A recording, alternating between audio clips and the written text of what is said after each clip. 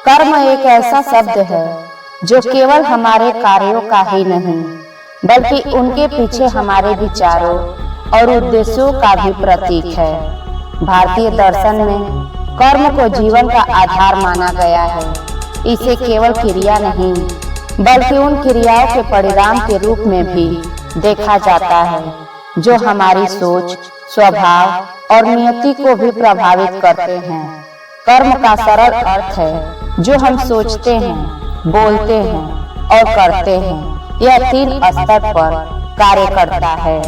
पहला, शारीरिक कर्म, हमारे भौतिक कार्य जैसे किसी की सहायता करना या किसी को नुकसान पहुंचाना। दूसरा, वाचिक कर्म, हमारे शब्द जैसे प्रशंसा करना या अपमान करना। तीसरा, मानसिक कर्म, हमारे विचार जैसे सकारात्मक सोचना या नकारात्मक सोचना। कर्म का सिद्धांत हिंदू धर्म, जैन धर्म और बौद्ध धर्म में कर्म का सिद्धांत यह कहता है कि प्रत्येक कर्म का परिणाम निश्चित है। इसे सरल शब्दों में समझें तो जैसा बोओगे वैसा काटोगे। यदि आप अच्छे कर्म करते हैं तो आपको सुख और शांति प्राप्त होती है और यदि आप बुरे कर्म करते हैं तो आपको दुख और कष्ट भोगना पड़ता है। कर्म और नियति का संबंध, कई लोग सोचते हैं कि हमारा भाग्य पहले से तय है, लेकिन कर्म सिद्धांत इसे खारिज करता है।